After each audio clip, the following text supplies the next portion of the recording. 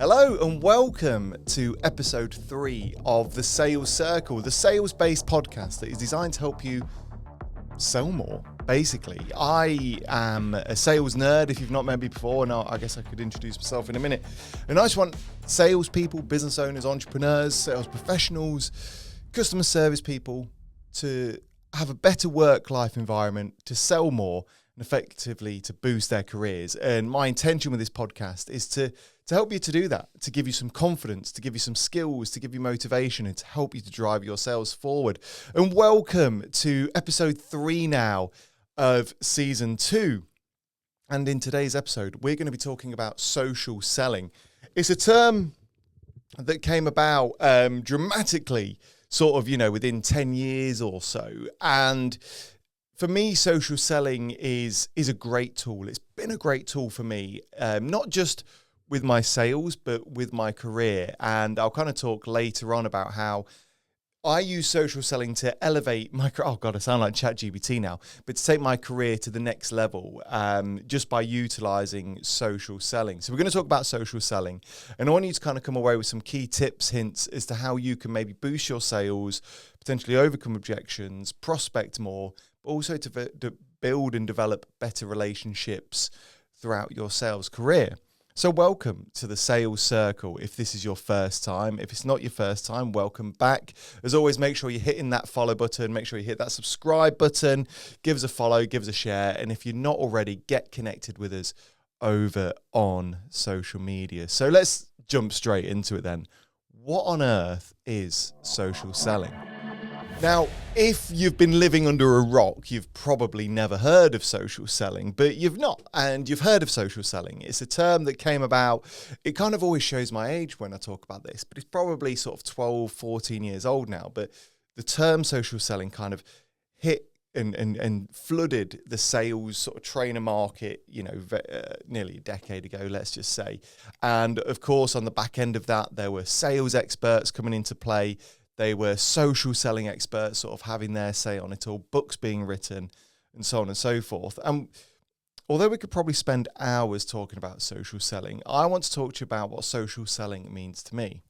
So although there are a whole variety of definitions of social selling, for me, social selling is all about utilizing social media to develop relationships, to find prospects, to understand your prospects' needs, and to give you a better say in your pitches and your proposals and your conversations. I have dived deep into the world of the internet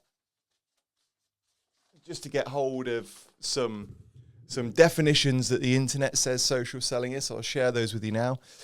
So this one says it's the process of using social media platforms such as LinkedIn, Twitter, Instagram, Facebook to connect with potential prospects, build relationships, and ultimately convert them into customers. Unlike traditional sales approaches, social selling, focuses on building rapport, trust, and engagement with potential buyers before any sales pitch. So there's going to be a couple of you going, well, look, that all sounds great, Rob, but isn't that just social media marketing? Isn't that just, what my marketing do? Isn't it what my marketing team should do? The answer is no. Social selling is completely different. Social selling for me is building a personal brand where you become the go-to person in your industry, where people will be attracted to you. The way I put it, it's like having a magnet and a fishing rod, okay? You need to have your personal brand with great content that attracts people to you, okay? That make people want to talk to you. That's your magnet. That's your social magnet. But the better part of social selling is your fishing spear. This is when you are targeting people. You're understanding their needs, their wants, and their requirements. At the start of this podcast, I shared a story about how I used social selling to really take my career to the next level. When I was selling fine food and ingredients, I set up a Twitter account, as it was back then. It's, of course, now X. And when I did that, I kind of branded it all up within my own personal brand for the company that I was working for. So it was Rob at company. And our target audience was chefs, okay? And what I discovered was that chefs were predominantly on Twitter at the time. So I would follow chefs, I'd follow hotels, I'd follow restaurants, I'd follow TV shows all about food, everything that I could. And what I was able to then do is build relationships. I was able to get my name and my company name out there, but also I was able to use a bit of ingenuity to attract people and to learn more. So case in point, our whole kind of technical area was the East Midlands. If you see a restaurant or a hotel looking to put on a certain menu, Burns Night, for example, right? This person's got a Burns Night menu to celebrate Robert Burns, a Scottish poet. Well, they're going to be needed some haggis. They're going to be needed some neeps and everything else in between. So I'm going to be picking up the phone. I'm going to send them a Twitter message. I'm going to start to develop that relationship early on. Of course, I've talked heavily there about X and Twitter, but there are an array of social media platforms these days. You can't escape social media. You know, I think the one that salespeople always go to is LinkedIn, which is great, which is fine, which is absolutely all okay. But there are X and Twitter, there's Instagram, there's Facebook, there's TikTok, there's even YouTube could to some degree be, you know, constituted as a social media platform. There are so many platforms out there that you can utilize. So how can we use social media and social selling to our best efforts? Well, my recommendation to you is this. No matter what you sell, you will have some audience members, you will have some potential customers who are there wanting to be sold to, that want to buy from you, that want to converse with you. Go find them. Go set up a platform. They're free. They are absolutely free to do so. But don't just lurk in the background. Now, I could put on a whole training course about social selling, but I'll give you sort of my top couple of tips. Number one, do it. I think the one thing that stops people from social selling is the fear. Oh, I need to get this checked by our branding department. Or I need to get it checked by our marketing team. Just do it, okay? Just do it. You are losing so much if you don't. And guess what? Your competitors are doing it, so get on there, okay? Don't think too hard about what platform to use. Just pick one and run with it. Of course, many people go for LinkedIn, but of course, there's a whole array out there. Think about your magnets and your spear phishing, okay? What content can you put out there to make you sound authoritative, to make you sound like the expert, to make you think of the go-to person?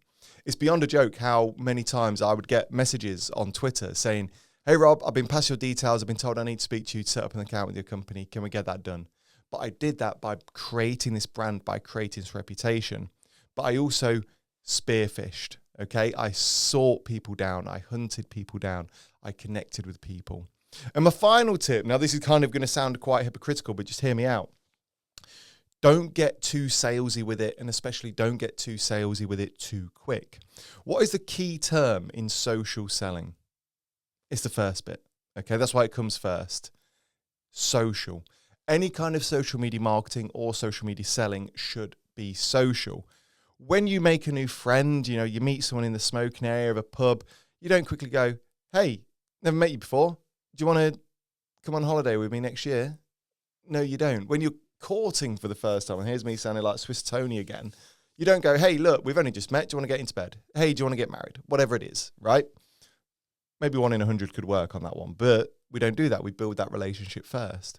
So do that. Don't just connect with people and send a sleazy DM. Don't just, send a friend request and send that sleazy DM. Get to know people, like people's posts, comment on people's posts, but make it genuine. Really get to the heart of what people do and understand what they want and be really genuine in those comments. Don't just put a salesy comment, thanks for sharing, PS, can I DM you my prices? No one wants to hear that. Build that relationship first. The spear method will always work, but we should also try and allow that magnet to come through first. Now, I want to share with you, and I'm not too sure how I'm going to do this in post, but I want to share with you a really good video that I found about social selling once. I can't take any credit for it, but it's a fantastic video. Now, this is a video produced by Gary V, and here we go. This is the video here. Let me just skip past the ads. So Gary Vaynerchuk, owner of VaynerMedia, I think he is. He tells a story about how he utilized social media very early on when he was selling wine through e-commerce to build relationships.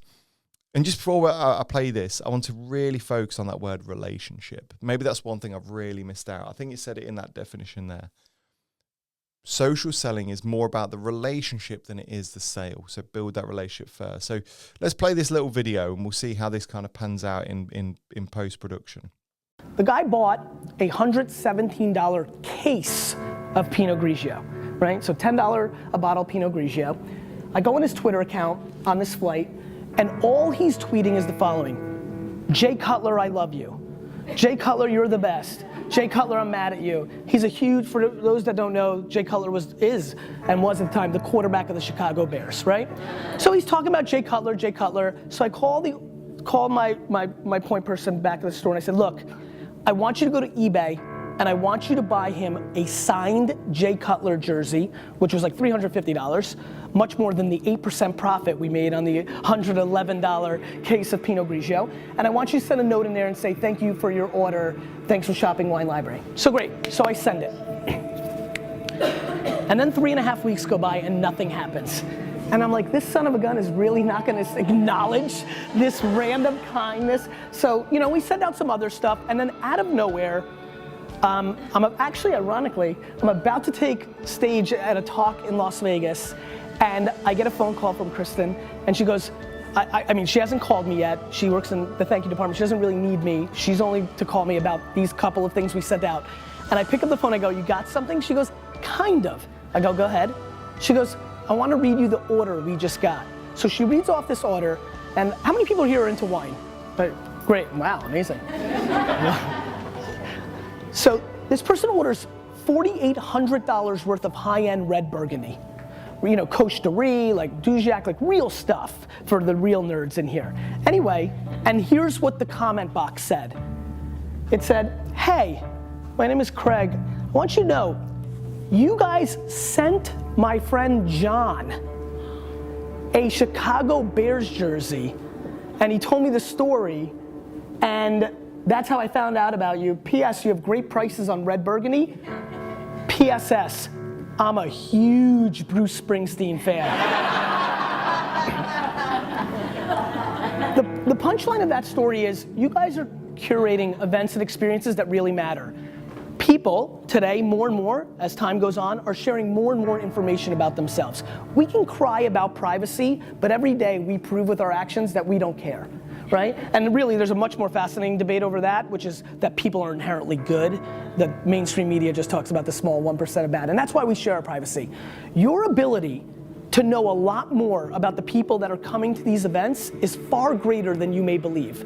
And that if you actually put the time to understand who that is, I promise you this, that if I came to one of your events as a top seller or executive and I walked into my hotel room and instead of a fruit basket or a bottle of wine or a nice welcome note, that there was a New York Jets hat, that would matter to me because that would show the thing that matters more than anything, which is intent and effort. So I think that clip really shares, it kind of goes in a lot deeper than just social selling. It talks a lot about relationship development, reciprocity, and theories behind that as well, which we will cover in the podcast at some point in time.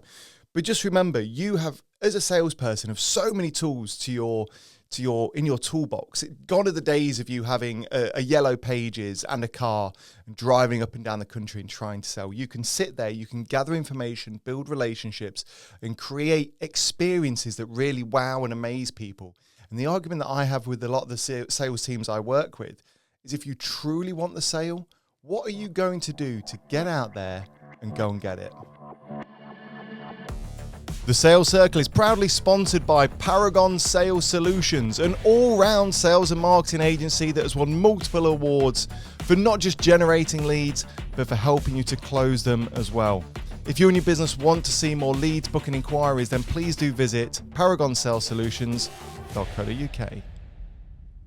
So as I mentioned earlier, I could probably sit here and talk about social selling for hours, but we want to keep these podcasts nice, short, sweet. If you do want to learn more about social selling or if you want to speak to me about social selling, then please do get in touch. You can send me a message on social media or connect with me on LinkedIn. It'd be great to keep the conversation going. Now, this part of the podcast, we share stories, experiences, and questions that have been sent in by listeners, and I'm just going to talk about them openly. Let me just grab those off the floor now. So if you do have a question, if you've got a burning query, maybe you're struggling with a sale, maybe you've lost a prospect and you don't know why, or you don't know what to do next, whatever it is, send those questions in. We can keep them anonymous. We can share names, whatever you want. Just once again, Connect with me on social media. If you search for the Sales Circle Official, we'll come up, or just email thesalescircleofficial@gmail.com. So first question is from an avid listener of the podcast, Cameron. So thank you very much, Cameron, for sending this in. He sent this over to me on LinkedIn. So thanks, Cameron, and I really appreciate you listening. I've just copied and pasted this from LinkedIn, and he says, a question I'd have would be, what are some of the strategies or tactics you encourage salespeople to use when dealing with rejections, especially common ones like stalling or cold shoulders? Thanks, Cameron, for the question. It's a good question. And once again, we could spend hours talking about rejections and common objections. Let's focus momentarily on stalling and cold shoulders, okay? There's a number of reasons why anyone would stall or just give you the cold shoulder. I think the term that the cool people use these days are ghosting. One, it could be that there's no urgency, okay? There's no hurry to get that sale over the line. So it gets put on the back burner. Other things come into mind. You're no longer the priority of your prospect, or perhaps their priorities or pain points have changed. Cold shoulders are always the hardest one, right? No one likes to get ghosted. And actually, when you talk to a lot of salespeople, they'd rather just know, they'd rather hear that rejection, they'd rather hear the no than they would to be ghosted. So a couple of tips, just very quickly. Number one, be a person of value. If you are a true advisor to your prospect and not just a salesperson, if you're a true advisor, a consultative seller, that person's going to be more likely to talk to you. Number two, mix up the content a little bit, mix up the follow-up, mix up how you're trying to get in touch. A lot of people will just go through this momentum of sending email, sending email, sending email, sending email, sending another email, sending another email. And it gets boring. And then that prospect gets into a habitual routine of deleting those emails. We've all done it. It becomes a learned behavior. Oh, there's that email from Rob again. Just delete that. There's that weekly email from Rob again. Delete that. There he is again. Delete that. It becomes a habit. It becomes routine. It becomes ritual. So mix it up. What we just listened to there with Gary Vee is that kind of desire. If you truly want that sale, going above and beyond. So write that handwritten letter. Go knock on the door with a bag of donuts. Go pick up the phone. Do whatever you can to get in the face of that prospect. And of course, sometimes that doesn't have to be salesy. You don't have to be, hey, Sally, you've been ignoring me, you cheeky little minx. What's been going on? We can just say, hey, look, I was in the area. I was just passing. I picked you up in you and the team some donuts from the local Tesco. Here you are. And just see where the conversation flows from that. But if you truly want the sale, if you don't want to be cold-shouldered, get in the face of the prospect. And once again, we could probably share and do a whole episode on, rejecting and ghosting. If you do want to hear about that, let me know. Second question actually came from another sales leader, especially within our local community, called Campbell. Now, I attended an event recently. Campbell is an area director for an organization called Sales Geek. They do good work within sales training. And he posed a question to the whole group. And he said, how do you define sales? And it got me quite thinking, because I never really kind of sit there and go, what is sales? Because it's a weird one to work out. So I sat there and thought, well, look, let's look at this for the podcast. If Campbell was asking that question, how would I define sales? And I define sales as being a win-win-win situation where value is transacted for the better of everyone. Now, I know that sounds cheesy and sounds quite fluffy, and a lot of that was just kind of made up on the cuff. But when you look at the definition online for the definition of sales, a lot of it is monetary transactions and so on. Of course, money 9.9 times out of 10 will be transacted as part of a sale. But I think for me, a sale needs to go beyond that. It needs to become a win-win-win situation for everyone involved. It needs to be a good solution for the prospect, for the customer. It needs to be a good solution for the salesperson, and it needs to be a good solution for that end user or for the outcome at the end of it as well.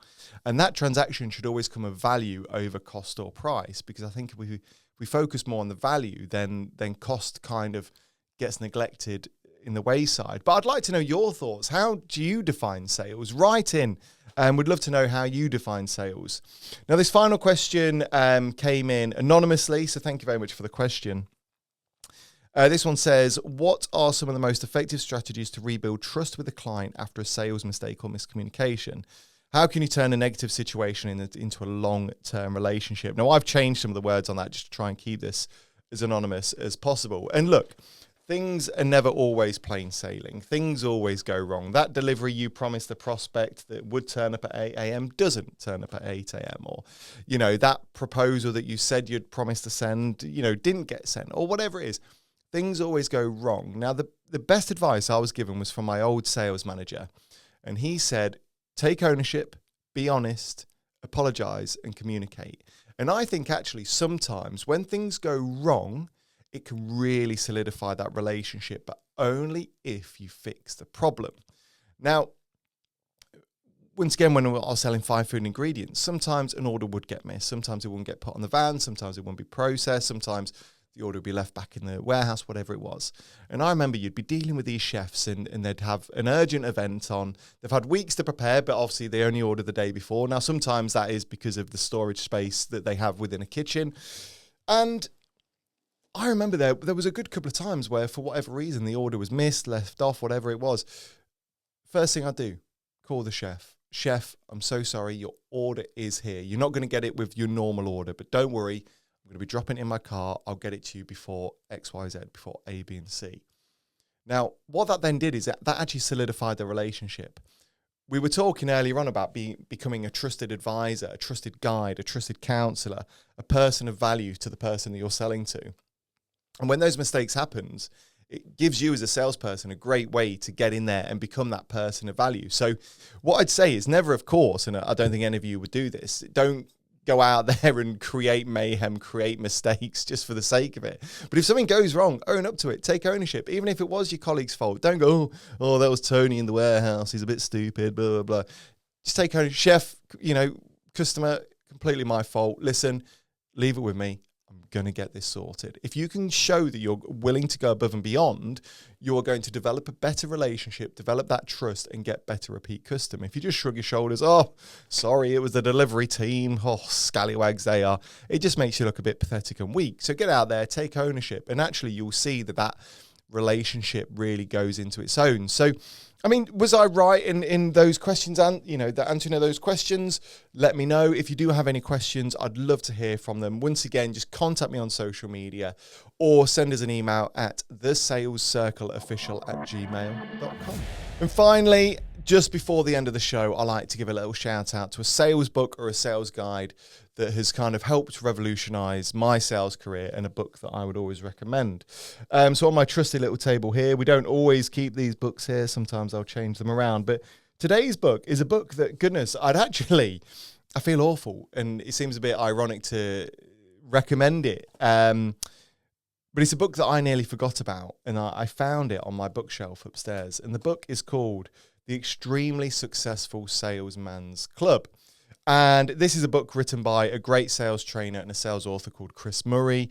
He's a lovely guy. I've spent many a Zoom call with him, just getting to know him. And it's a great sales book. Now, the reason I think that this is a great sales book is because, unlike the majority of sales books, it's not a you must do this, you must do that kind of book. It is a story. It is a storybook. It's a narrative, very easy to read. And allow me, if I may, just to read the blurb out to you. So it says, unlock the 7 rules of success passed down through generations, originating from a secret and ancient organization, the Extremely Successful Salesman's Club. Often described as the most elite and important in all of Victorian London, the Extremely Successful Salesman's Club was a place where the like-minded shared their wisdom, secrets, and methods. Follow Barnabas Cruz, I think that's his name, and his nephew Simeon, a young man who quickly discovers how 7 secret rules can become the foundation to unlimited success and a considerable fortune. And it says here, this book will change your life. Read it, recommend it to friends. Just make sure you keep it hidden from your competition. And, some of the chapters here go into, it's about six. As you can see, that it's quite a nice, easy book to read and digest. And when I picked this up earlier on today from my bookshelf, I could see it all flooding back. I could see the Secret Successful Salesman's Club. I could see the rooms that these two people were having conversations in. I could see the stories that were happening. And I think that's why I love this book so much, because if you're new to any of my content, you will know that I'm a big avid believer in reading, especially for salespeople. And a lot of sales books out there are very much, I've done this, I've done that, so that means that you should do this. Here's my methodology for you to be as successful as me. And I guess to some degree, that's what Chris Murray has done. But because it's more of a narrative, to some degree, you forget that you are reading a how-to or a self-help book or whatever it is. And it becomes a fantastic read, very easy to read. It becomes a great resource to give you some tips, success, and some ideas on how you can better your sales career. So if you do want to pick up a copy of this, I'll try and drop a link in some of the show notes, but I'm sure this is available on Amazon. Just search for The Extremely Successful Salesman's Club by Chris Murray. A fantastic read. And of course, if you do want your book reading, if you want me to give your book a little book review, please do once again get in touch. I'm always open to new books. I'm always open to reading new things, learning new things. And of course, if they're good and if I think they'll bring value to you, the audience, to the listener, to the watcher of this, then I'll be sure to review it for you. So just drop us a message and I'll get that sorted. And goodness, I'm just checking the time now. I think we're fast approaching the half an hour mark. So we are nearly at the end of episode 3 of season 2 of the Sales Circle. As always, I want to say a massive thank you for watching this, for listening to this. If it's your first time with us, then welcome to the Sales Circle. As a reminder, the Sales Circle was set up no different to the Magician's Circle, where we can share secrets, we can share a community where we can make sales better and improve the quality and standard of salespeople up and down the country and around the globe. If you want to stay connected, if you want to stay communicated with us all, there's a couple of things you can do. Of course, first of all, no matter where you're digesting this content, hit that follow button, hit the subscribe button. Follow us on social media. We are on Instagram, Facebook, TikTok, X, everywhere that you can imagine. We also have a Facebook group that's just been set up. So if you are a Facebook user and you want weekly tips, weekly digests, weekly ideas, then get involved in that community. It's a growing community. We're nearly up to 100, and I'd love for you to be a part of it. These episodes are shared every Thursday. Without fail, you will get an episode from us. So if you are interested in sales, if you want to see an increase in your sales activity, then stay tuned. As a reminder, social selling is so critical to sales success. I don't care what it is you sell.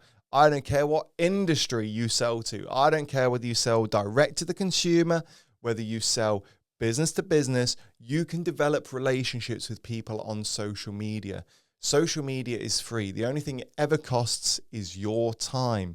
So get on there, create profiles, build relationships, become a person of value. Use your personal brand to attract people and use that spearfishing to go and attract your next ideal prospect or customer.